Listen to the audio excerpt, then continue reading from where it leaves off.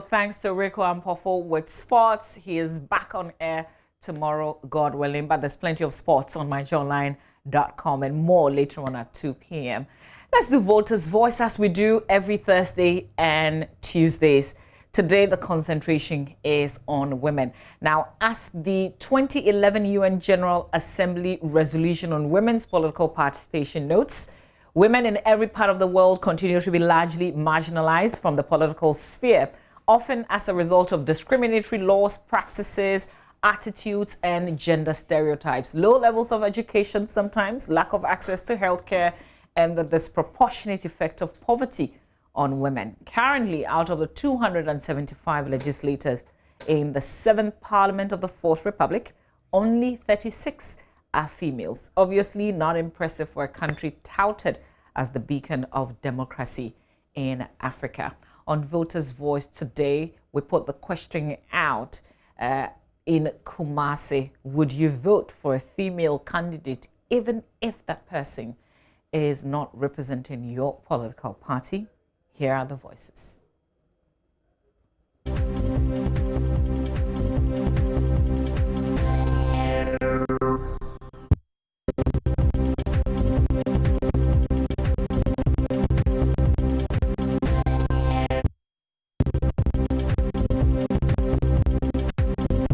Yes, I will vote for a woman, only depending on the political party she belongs to. Yes, when we come to Ghana, females are more than the male. And when you put a female in the office, that female works very well as compared to their male counterpart. I am party body am to man. Be wonya me party ba pa dia. Oyo oba me nuan no be me ntoma no. So oni me party. And they say e bia news se bia chichine mo nchen a wo party mu. O me party mu dia me to man. Be woni me dia mu dia me ntoma no. I will vote for a female to be a president, whether in my political party or not, because about women have this kind of heart that men does not have. They have a good, women have a good heart, they have a cool heart, they have a soft heart than men do.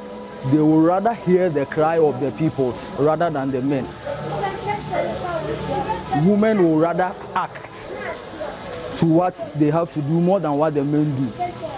Oh, Metro Manu. Say, Oyobia like Michelle. No bit me a year, Jumana, a bit me a boy, mine, dear, and found me about your Metro Man. Because Obadi, you could be true who is Obadi, or the idea anymore. I am my serious. Oh, my serious, no about so yard, or the Hushim. Because, or Yema, like, fierce be a war or Mamus or bound to me, say no, if you hope. I would vote for the person based on the ideas she's bringing on board or her manifesto. Let me say it like that. Not necessarily because she's a female. So about by your president or my way more. In Camiminim, dear media, a year, a babwa, my man of crampo, any aji. No more, me pa dear. And so me party me party mint to man. So me party and overstand yama me party dia and the mo kwan say matwa man but in maso by your president oba mo man kwan na ede akonanu.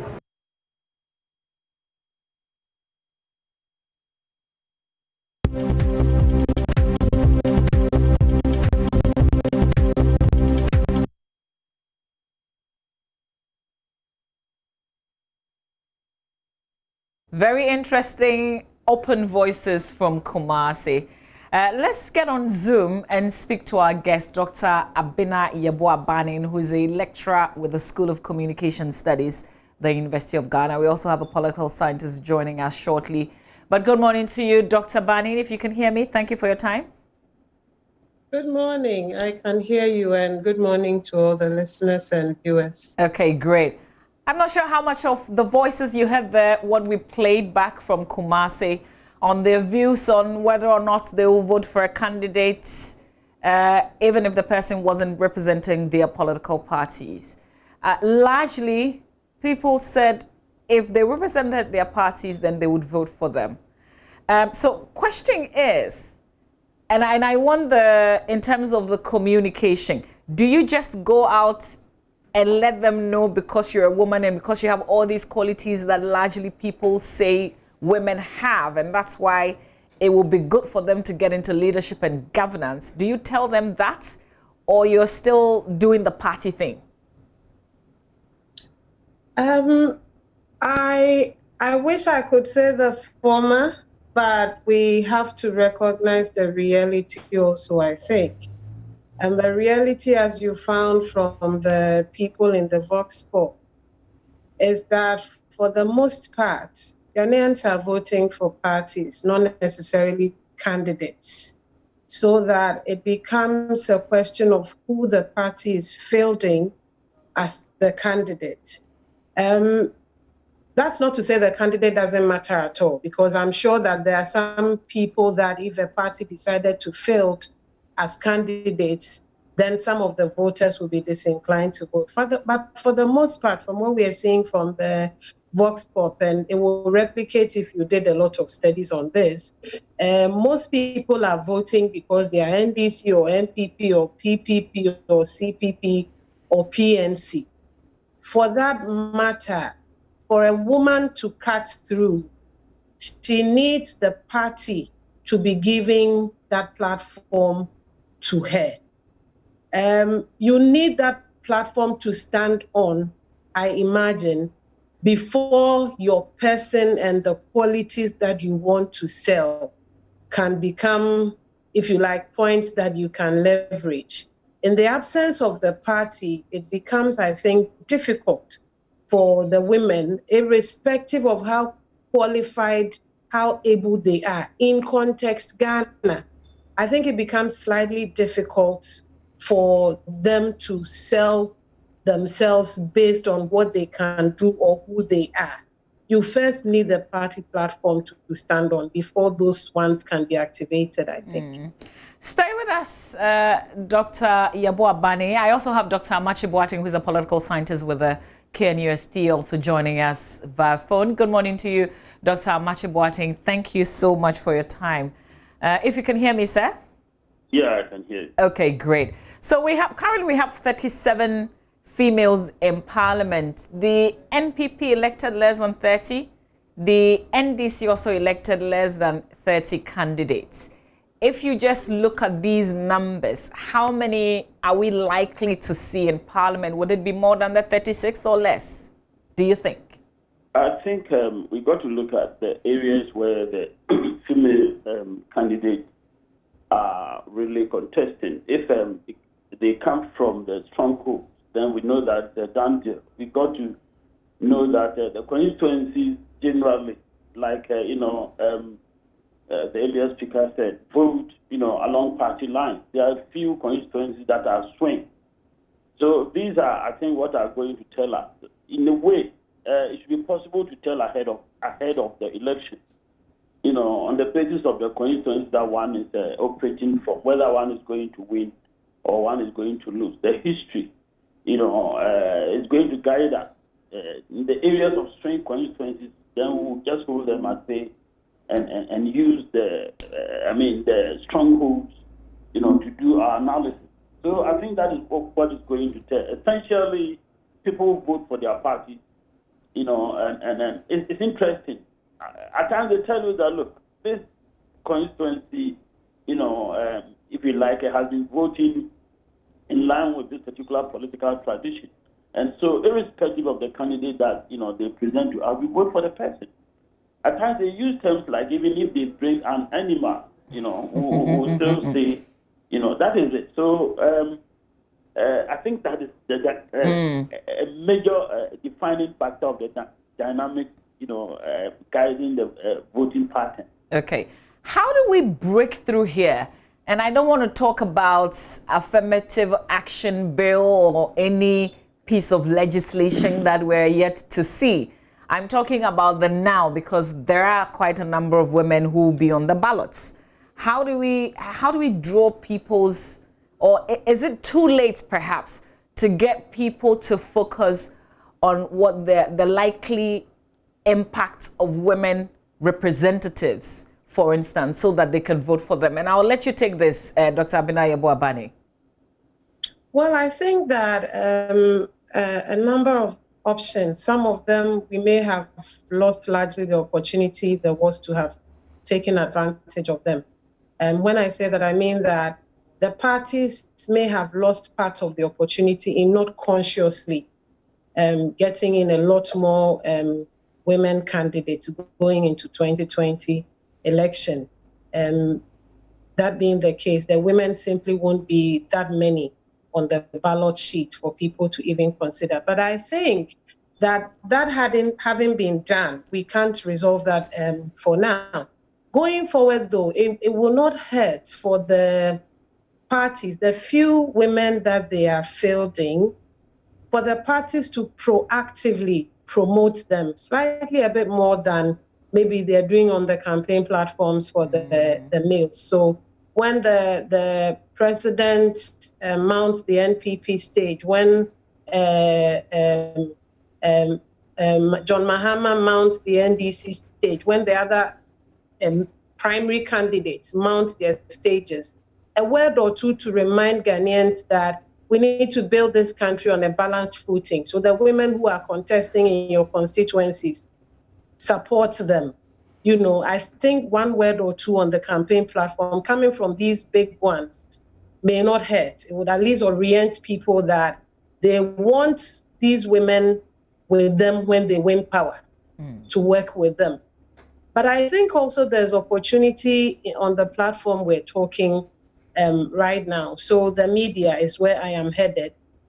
I think there's a lot of opportunity for the media to also join the discourse and frame. We know that when the media decide that something is important and hammer it enough in a certain way, sometimes they are able to get people to start thinking in that direction. And so this conversation we're having, a lot more of it may orient Ghanaians to begin to take a second look at the idea of women as leaders in the country. It's not just about their candidature, but it's set within a whole background of what people think a leader has to come to the table with, a political leader has to come to the table with. And sometimes people thinking the women will not be tough enough, or the women may not be able to rise to the call, etc., etc. So I think that some of these discussions, but a lot more of it within the media, where we get the relevant parties increasingly talking about and affirming the need to have women at the table, and also affirming the capacity and capability of these women, would help to reorient Ghanaians to begin to take the idea of women in political leadership slightly more seriously than it has been. Let me ask you, same, Dr. Amakye Boateng, what would be your recommendations? It's an interesting thing. Realize that society has been patriarchal. All over the world, you don't have many women participating actively in the politics of their country. I mean, playing key roles in leadership positions. They are not there. The interesting thing with us in Africa is that traditional, we, in a way, understand the role of women. They play a very key role. They occupy a particular high seat that is not contested by men. But that is it, and that is all. You go to the palace, and then the sub-chiefs are all male figures with only one woman, joining them. So this has been the situation over the years. We need to consciously break this. So I like the way you captured it. How do we break this? I think it will take leadership. It will take leadership to, in a way, govern society generally and bring in, like, my colleague said, the media and everybody. But in the relevant political party, if you have a leader emerging who consciously works on this, then the women members of the party are nurtured. The party consciously encourages their women from the university to begin to take key roles in various public political activities and offices. They encourage them. And then in the party too, they encourage them. And at the primaries level, they are encouraged to come out. If they lack resources, then they should be resourced. we got to consciously do this. So I think you need leadership and you need social engineering. We should do this consciously, to beef up the numbers. Okay. Dr. Aminaya Boabane, how much of the argument that those that we have in Parliament, we've seen very few people, very few of them being that vibrant. How much of this argument is legitimate, to get people to believe in women representatives? Well, first, I think part of the job is to let Ghanaians understand that the work of Parliament, and I don't pretend to understand fully the work of parliamentarians, but to let Ghanaians come to understand that the work of parliamentarians is not all about the talking in public. There are people who are not publicly known to be speaking all the time, but who are also very, very active working in Parliament. And so we can't all become the front burners. Some would be back burners and do the work nonetheless. So the fact that there are women or men also in Parliament whose voices we don't hear all the time does not necessarily mean that they are not working. If we do that, then we actually turn our leadership into lip service. Let them come and talk to us. Let them come and say big things in the media. And that's how we will measure them as being effective in Parliament. I'm not too sure it's as simple as that. That being the case, I guess that I'm saying I don't necessarily buy into the idea that if women have been in Parliament that we didn't hear of, then it means that if they go, they are not going to be very helpful. They're not going to be effective anyway.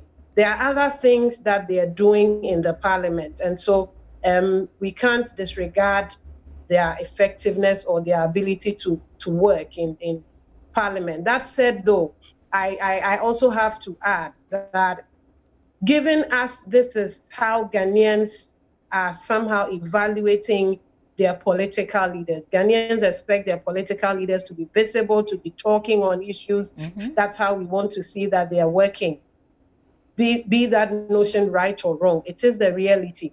That being the case, therefore, going forward, I would imagine that the few women who are headed to Parliament, unfortunately, it wouldn't hurt them to work on their branding, to get people who are versed in the area, to help them with how to present themselves, how to package their leadership stance and their presence and visibility, etc. So that as much as they do the real work of Parliament, they are also seen to be doing it. Mm-hmm. Because it appears that it's not enough to be doing.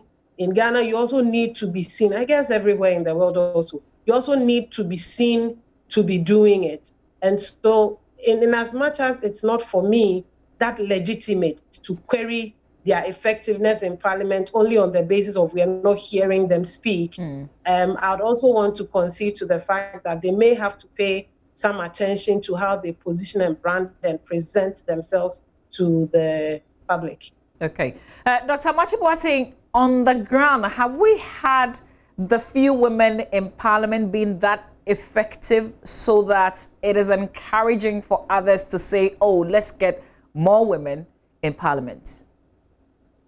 I'd like to believe that has been the case. Generally, the few women in Parliament, have come out as quite effective.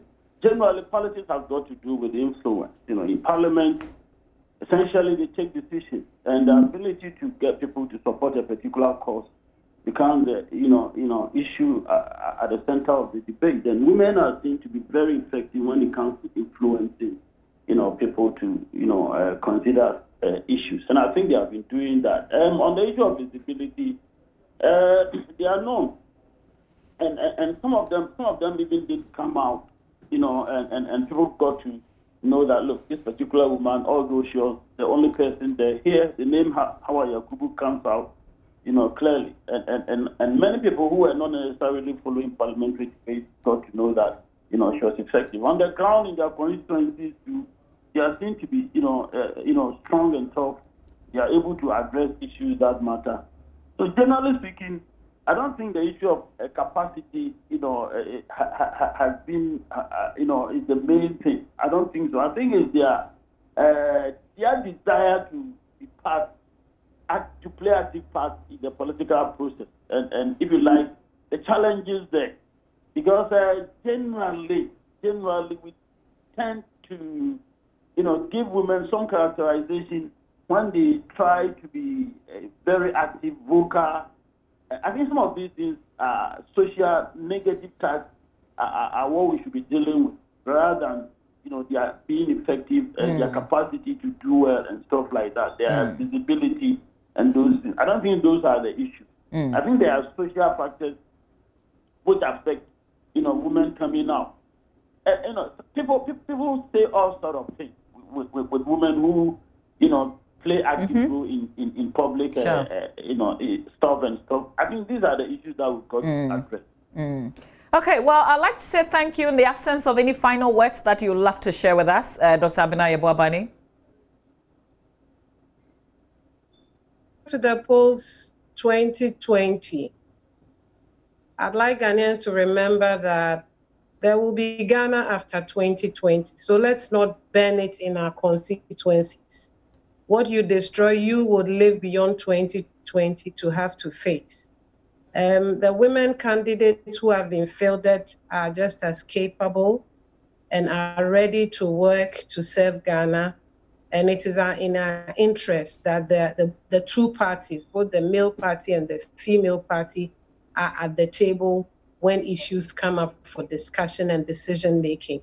And so we should support them. Dr. Amakye Boateng, your final thoughts? Yeah, I would say that actually Ghanaians should be prepared to punish political activists who really don't play by the rules. And we punish them by not voting for them. On the issue of women, I like to say that we know the capacities of our mothers in keeping the home going. They are able support to our fathers over the years. And so we know they are effective. We know if we have many of them in our public institutions, they are going to do well. And so generally, when they come out, we should appreciate that, support them, and vote them into political offices. I thank you for your time, Dr. Amakye Boateng, political scientist with the Kwame Nkrumah University of Science and Technology. Also joining us, lecturer at the University of Ghana, School of Communication Studies, Dr. Abina Yeboah-Bani. I thank you all for your time on Voters' Voice today.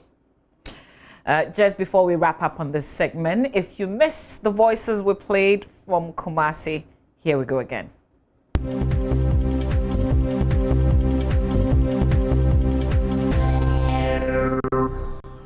Yes, I will vote for a woman, only depending on the political party she belongs to. Yes, when you come to Ghana, females are more than the male. And when you put a female in an office, that female works very well as compared to their male counterpart. I am party body I'm a man. But when you party party, or your by minion no be to man. So me party. And they say a news to Sebia, chicken monchia or party or me party mudia, metro man. But when you media mudia, minto man. I will vote for a female to be a president, whether in my political party or not, because about women have this kind of heart that men does not have. They have women have a good heart, they have a cool heart, they have a soft heart than men do. They will rather hear the cry of the peoples rather than the men. Women will rather act to what they have to do more than what the men do. Oh, Metro Manu. Say, Oyobia like Michelle. No bits me a year, Jumana, a bit me a boy, man, dear, and found when you're about your Metro Man. Because Obadiah, because between whom is Obadiah, would the idea anymore? I am my serious. Oh, my serious, no about so yard, or didn't push him. Because or yema like fears to be a war mem say or bound to me say no if you hope.